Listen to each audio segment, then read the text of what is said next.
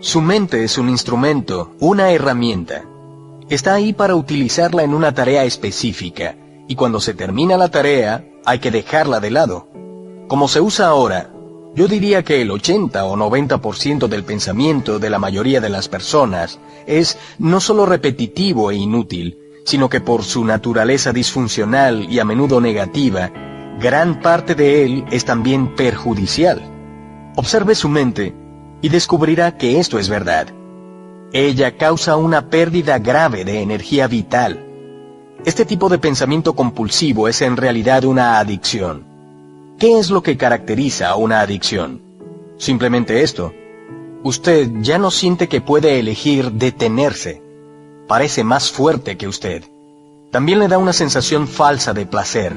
Placer que invariablemente se convierte en dolor. ¿Por qué habríamos de ser adictos al pensamiento? Porque usted está identificado con él, lo que significa que usted deriva su sentido de sí mismo del contenido y la actividad de su mente. Porque cree que dejaría de ser si dejara de pensar. Según crece, usted forma una imagen mental de quién es usted, basada en su condicionamiento personal y cultural. Podemos llamar a este ser fantasmal el ego. Consiste en actividad mental y solo se puede mantener activo por medio del pensamiento constante. El término ego significa diferentes cosas para las diferentes personas, pero cuando lo uso aquí significa un falso ser, creado por la identificación con la mente. Para el ego, el momento presente casi no existe. Lo único que se considera importante es el pasado y el futuro. Esta inversión total de la verdad es la causante de que en su modalidad ego, la mente sea tan disfuncional. Está siempre preocupada de mantener el pasado vivo porque sin él, ¿quién es usted? Se proyecta constantemente hacia el futuro para asegurar su supervivencia y para buscar algún tipo de alivio o de realización en él. Dice, un día, cuando esto, aquello o lo demás allá ocurra, voy a sentirme bien, feliz, en paz. Incluso cuando el ego parece estar ocupado con el presente, no es el presente lo que ve. Lo percibe en forma completamente errónea porque lo observa con los ojos del pasado. O reduce el presente a un medio para lograr un fin que siempre está en el futuro proyectado por la mente. Observe su mente y verá que así es como funciona. El momento presente tiene la clave de la liberación, pero usted no puede encontrar el momento presente mientras sea su mente. No quiero perder mi capacidad de análisis y discriminación. No me molestaría aprender a pensar más claramente, en forma más concentrada, pero no quiero perder mi mente. El don del pensamiento es lo más precioso que tenemos. Sin él seríamos solamente otra especie animal. El predominio de la mente no es más que una etapa en la evolución de la conciencia. Necesitamos pasar urgentemente a la próxima etapa. Si no, seremos destruidos por la mente, que se ha convertido en un monstruo. Hablaré con más detalles sobre esto después. Pensamiento y conciencia no son sinónimos. El pensamiento es solo un pequeño aspecto de la conciencia. El pensamiento no puede existir sin la conciencia, pero la conciencia no necesita al pensamiento. La iluminación significa levantarse por encima del pensamiento, no caer a un nivel inferior del pensamiento, el nivel de un animal o una planta. En el estado iluminado, usted todavía usa su mente pensante cuando la necesita, pero en una forma mucho más enfocada y efectiva que antes. La usa sobre todo con fines prácticos, pero está libre del diálogo interno involuntario y hay una quietud interior. Cuando usted usa la mente, y particularmente cuando se necesita una solución creativa, usted oscila unos cuantos minutos entre el pensamiento y la quietud, entre la mente y la no mente. La no mente es conciencia sin pensamiento. Solo de esta forma es posible pensar creativamente, porque solo de esta forma el pensamiento tiene poder real. El pensamiento solo, cuando no está conectado con el reino mucho más vasto de la conciencia, se vuelve estéril rápidamente, insensato, destructivo. La mente es esencialmente una máquina de supervivencia. Ataque y defensa contra otras mentes. Recoger, almacenar y analizar información. Eso es en lo que es buena, pero no es creativa en absoluto.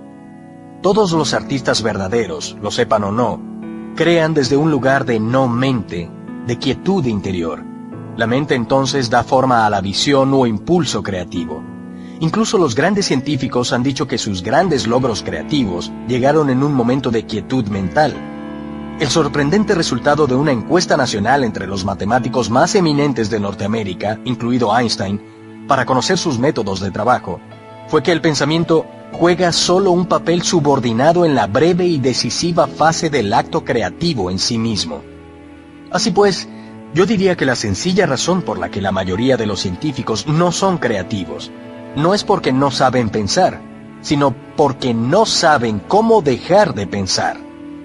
No fue por medio de la mente, del pensamiento, como el milagro de la vida sobre la tierra o el de su propio cuerpo, fueron creados y se sostienen. Hay claramente una inteligencia trabajando que es mucho más grande que la mente. ¿Cómo puede una simple célula humana que mide 1/1000 de pulgada contener instrucciones en su ADN que llenarían 1000 libros de 600 páginas? Cuanto más aprendemos sobre el funcionamiento del cuerpo, más descubrimos cuán vasta es la inteligencia que funciona en él y qué poco conocemos. Cuando la mente se vuelve a conectar con esto, se vuelve una herramienta sumamente maravillosa. Entonces le sirve a algo más grande que ella misma. La emoción, la reacción del cuerpo a su mente. ¿Y las emociones? Me siento atrapado en mis emociones más que en la mente. La mente, en la forma en que uso la palabra, no es solamente el pensamiento. Incluye sus emociones, así como todos los patrones de reacción inconscientes de tipo mental emocional. La emoción surge en el punto en que se encuentran la mente y el cuerpo. Es la reacción del cuerpo a su mente, o podríamos decir, un reflejo de su mente en el cuerpo. Por ejemplo, un pensamiento de ataque o un pensamiento hostil creará un aumento de energía en el cuerpo al que llamamos cólera. El cuerpo se alista a luchar. El pensamiento de que usted está siendo amenazado física o psicológicamente hace que el cuerpo se contraiga, y ese es el aspecto físico de lo que llamamos miedo. La investigación ha mostrado que las emociones fuertes incluso producen cambios en la bioquímica del cuerpo. Estos cambios bioquímicos representan el aspecto físico o material de la emoción. Por supuesto, usted no es consciente habitualmente de todos sus patrones de pensamiento, y a menudo solo observando sus emociones puede hacerlos conscientes. Cuanto más identificado esté con su pensamiento, sus gustos y sus odios, sus juicios e interpretaciones, es decir, cuanto menos presente esté como la conciencia que observa, más fuerte será la carga de energía emocional, sea usted consciente de ello o no. Si usted no puede sentir sus emociones, si está desconectado de ellas, eventualmente las experimentará en un nivel puramente físico, como un problema o síntoma físico. Se ha escrito mucho sobre esto en los últimos años, así que no necesitamos entrar en ello aquí. Un patrón emocional inconsciente puede incluso manifestarse como un evento externo que aparentemente le sucede a usted. Por ejemplo, he observado que la gente que lleva dentro mucha ira, sin ser consciente de ella y sin expresarla, tiene más posibilidad de ser atacada, verbal o incluso físicamente, por otras personas iracundas y a menudo sin razón aparente. Tienen una fuerte emanación de ira que ciertas personas reciben subliminalmente y que dispara su propia ira latente. Si usted tiene dificultad para sentir sus emociones, empiece por concentrar su atención en el campo de energía interior de su cuerpo. Sienta el cuerpo desde dentro. Esto también lo pondrá en contacto con sus emociones. Exploraremos esto con más detalle más adelante. Usted dice que una emoción es el reflejo de la mente en el cuerpo, pero a veces hay un conflicto entre ambos. La mente dice no, mientras la emoción dice sí, o al contrario. Si usted quiere conocer realmente su mente, el cuerpo le dará siempre un reflejo verdadero, así que observe la emoción, o más bien, siéntala en su cuerpo. Si hay un conflicto aparente entre ellos, el pensamiento será la mentira, la emoción será la verdad. No la verdad última sobre quién es usted, pero sí la verdad relativa de su estado mental en ese momento. El conflicto entre los pensamientos superficiales y los procesos mentales inconscientes es ciertamente común. Puede que usted ni siquiera sea capaz de traer a la conciencia en forma de pensamientos su actividad mental inconsciente, pero ésta siempre se reflejará en el cuerpo como una emoción, y de esto sí puede ser consciente. Observar una emoción de este modo es básicamente lo mismo que escuchar u observar un pensamiento, como describí anteriormente. La única diferencia es que, mientras un pensamiento está en su mente, una emoción tiene un fuerte componente físico, por lo tanto se siente primariamente en el cuerpo. Entonces usted puede permitir que la emoción esté allí sin ser controlado por ella. Usted ya no es la emoción. Usted es el observador, la presencia que observa. Si usted practica esto, todo lo que es inconsciente en usted saldrá a la luz de la conciencia. Entonces, ¿observar nuestras emociones es tan importante como observar nuestros pensamientos? Sí. Convierta en un hábito preguntarse a sí mismo, ¿qué pasa dentro de mí en este momento? Esta pregunta lo orientará en la dirección correcta. Pero no analice, simplemente observe. Enfoque su atención en el interior. Sienta la energía de la emoción. Si no hay emoción presente, lleve su atención más profundamente al campo de energía interior de su cuerpo.